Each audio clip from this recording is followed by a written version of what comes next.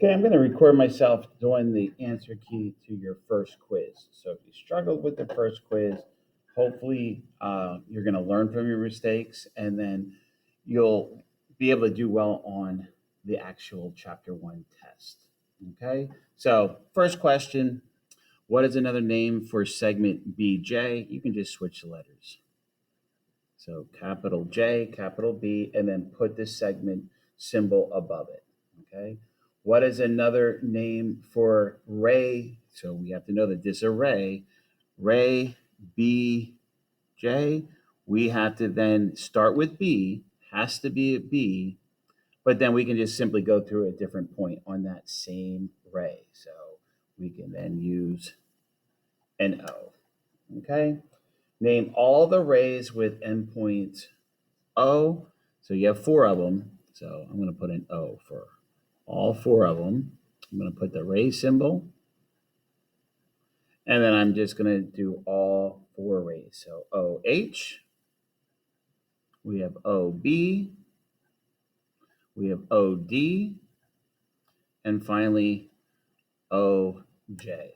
Okay, then you're also supposed to know what opposite rays are. Opposite rays are on the same line, so pointing in opposite directions.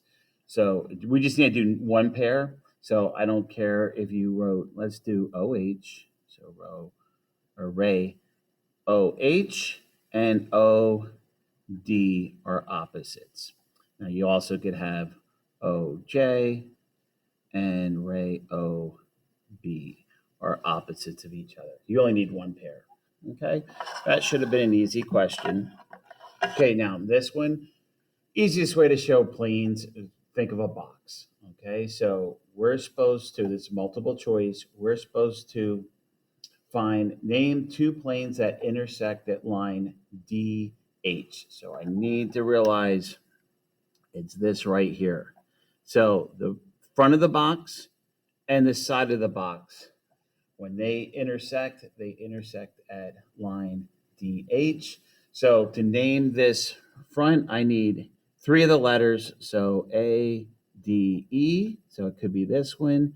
And then I'm looking for C, D, G or C, D, H. So C, G, H. It looks like A has to be our answer. And then you can just double check like this one, F, B, C would be the back of the box. Okay, the front and the back won't intersect. This one is also the back of the box. So A is the answer. Okay, so that should be pretty easy to see. This one with the ruler, just be aware that I am not starting at zero. I'm starting at one. So we need to subtract one. So you're looking at this. This is half of an inch. So that's 8, 9, 10, 11, 12. So it's really 12/16, which is going to reduce all the way down to 3/4. But it's a 2. Okay, so we want 2 3/4 as the answer. Okay. This section, hopefully, you appreciate that I just used nice numbers. So if I want to know the total length of segment AC, I just take 12 plus 20. That's going to be 32. Okay. Here we're going to have to subtract. Since I tell you the total, the long AC distance, I then have to subtract the 29. And if you need a calculator, 41 minus 29, you're going to see A, that forces AB to be a 12. And one way to check it, 12 plus 29 is going to be a 41. Okay, that's the first page already. So first page, done. The next page. This is where you will have to use some algebra. So for number 9, we need to realize we have congruent. We're told the midpoint. So they want us to state what is dividing your segment in half. In this case, it's just point M. Okay, so you just do a capital M. The next thing we have to do is set the two segments equal to each other. Okay, and I'm hoping we have the algebra skills I'm going to bring my x's over. So I'm going to subtract 4x. I would have 3x. I'm going to add 36 or 35 to both sides, and I'll get 36. And then I'm going to divide by 3. And just like that, I know x has to be a 12. Okay? And so I'm just asking for MB. So just be careful. I'm not asking for AB, the total. I just want B to M. I just have to pick up a calculator and calculate that. So now that I know x is a 12, I can take 7 times 12 minus 35, and I get 49. Okay. Now I could also plug it in over here, 4 times 12, and then add 1. I should also get 49, and we do. So it doesn't, technically it wouldn't matter which segment part you plug it into. We should get the same because they are congruent. Okay. This one, I have another problem where I tell you that M is the midpoint and set up the equation, solve for x, and find AB. So this time I'm asking for the total. So I'm going to have to take this plus this to get AB. But let's find x first. Again, this is not designed to be tedious for you to solve. This should be a pretty easy equation for everyone in geometry to solve. So I'm going to bring this 4x over by subtracting.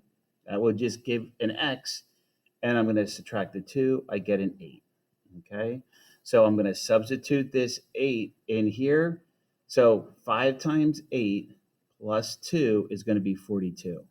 Okay, if I plugged it in here, I get 32 plus 10, which is also 42.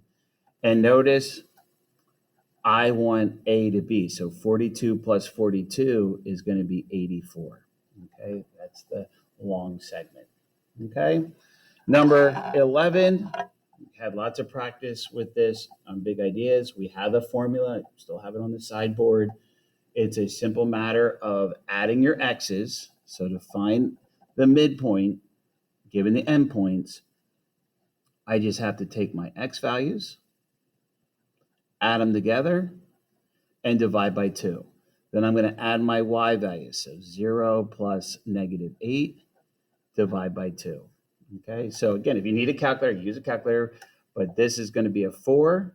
So 4 over 2 results in an x value of 2. And then here it's going to be a negative 8 over 2. Half of negative 8 is negative 4. Okay, that's how easy it should be. Okay, and then be aware of the other type of question I could ask with a midpoint is where I give you the midpoint and I give you one of the endpoints. So I'm telling you one of the endpoints is negative 4. I don't know the other endpoint, but I do know if I add them together, divide by 2, it has to equal negative 6. Okay, so we basically cross multiply. So that what's up top will stay because you're multiplying by 1. So think of this as over 1, but then I double 2 times negative 6 is negative 12. I add 4, and I'm going to know that it's going to be a negative 8. Okay, negative 12 plus 4 is negative 8. I do the same thing for my y's. I know my one endpoint is 4. I don't know the other endpoint, but I do know that when I take the average of the y's, add them together, divide by 2, it has to be a negative 3. Just like before, I cross multiply, and then I need to subtract 4. I'm going to get negative 10. And there you go. And if you wanted to double check, I can quickly take my endpoints, negative 4 and then negative 8, add them. I get negative 12. I take half of it. Hey, it agrees with that x value of the midpoint. If I take 4 plus negative 10, I get negative 6. Half of negative 6 is negative 3. So I feel very good about my answer. Okay. Okay, this one, I have another diagram for you. It says give 2 other names for line WP. So it's this right here. Okay. So you could use, since I have a little a lowercase d, I can call it line D. Okay. And then I can use I could flip the order. I could also use point N. So I could say, well, line NP. It's all referred. There's lots of different ways. PW. I can do PN. So I will accept lots of different names for this particular line. Okay. Give two other names for the plane. So plane AN. So we have point A, we have point N, and then we have W. Okay, 3 points make up a plane. So I can also use the letter O because I have a capital O here. And then I can use any other 3 other letters that are not, don't pick the same points that are on the line to describe a plane. So I'll use A, S, and P. Okay, lots of different ways, lots of different combinations. WAS, NAS. So lots of different combinations of points that you can use. Okay, you can even use a D if you wanted to. Okay, so then I ask, name 3 points that are collinear. So all you have to do is know that collinear means points on the same line. I have really 2 lines. So I can use, it depends on which line I want to refer to. So I'm going to refer to this line, line A. So on line A, I have point W, I have point S, and I have point F. That is an acceptable answer. If I'm referring to the other line, N, W, and P are all in the same line. Okay. Name 4 points that are coplanar. Pick any points. Don't pick F. Okay, that's not going to be on the same. Technically, it would be. Actually, I lied because that would be extended. It looks like this is going parallel or right through this way. So really, any 3 or any 4 points would be points on the same plane. It looks like all these points would be on this plane that extends. So I'll use an N, N. I'll use an A, I'll use an S, and I'll use a P. Okay. Again, lots of different correct answers for that problem. Okay. That takes us to our third sheet. Here I'm going to ask you to plot 4 points. And then I want to know RS, is that the same length as TU? Okay, so you have to be able to plot points correctly. 1, 2, 3, up 7 is way up here, and I'm going to label that an R. Then I'm going to go all the way out to 6, and then I'm going to climb all the way up to 7, and I'm going to label that S. And I know 1, 2, 3. This is 3 units. I know RS is 3 units. So then I'm going to plot 5, 0.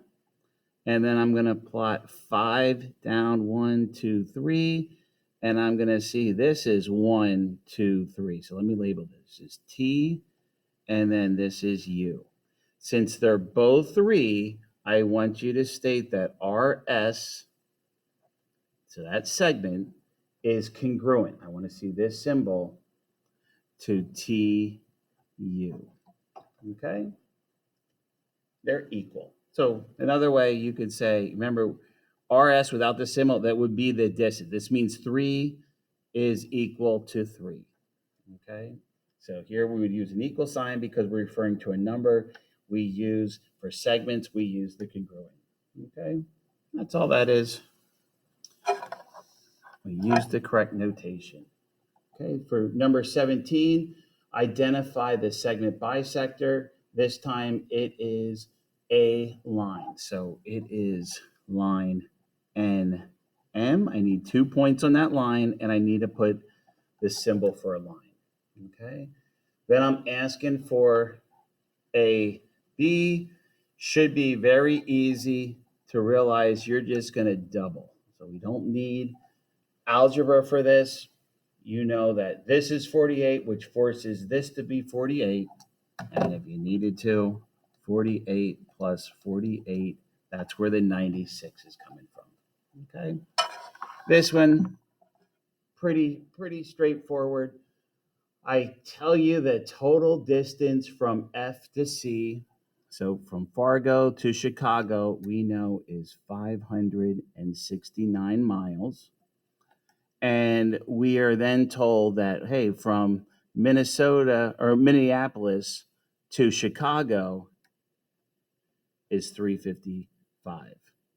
So all I'm asking for is find the distance from Minneapolis to Fargo. So I take the difference. Okay. I simply pick up my calculator, take 569 minus 355, and we get 214.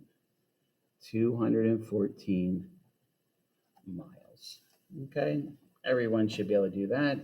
And then here I'm asking you to sketch a plane and line AC that intersects at a single point. So this is almost identical to the one that you did for the practice. So here's my plane, and we should label it an N. Okay. We have this line that's going to intersect this way. It's going to cut through this plane at point B. Okay, so make a line. I will put an A, and then I'm going to continue that line, and I'll put point C. Okay, so there's my line AC. It's cutting through that plane at a single point, which would be B. Okay. Last page, and then we're done. It says sketch two lines that intersect at point M. So two lines, they will intersect at point M. So I'm going to label my point. So this is line DE. And then I'm going to have M. And then I don't care which side you put the P on. There's my two lines. So line DE and line MP intersect at point M. So that's what it has to look like. Some version of that. Again, if you have your letter over here, that's fine. Okay. So then the last number 21, I'm just asking for the distance. Okay, so we practiced the distance formula. We did warm-ups. We had it in our notes. We did several problems and big ideas. The distance between any 2 points is a simple formula where I take the square root of the differences of my x's. So I'm going to subtract 6 minus 1. And if you can do that in your head, great. You should be able to. We should all know it's 5. I'm going to do that one in my head. Okay. Now be careful when you have 2 minus a negative 4. So I'll write that up here. 2 minus a negative 4 ends up becoming plus a positive 4. So I'm going to end up having 6 inside. And then you have to square it.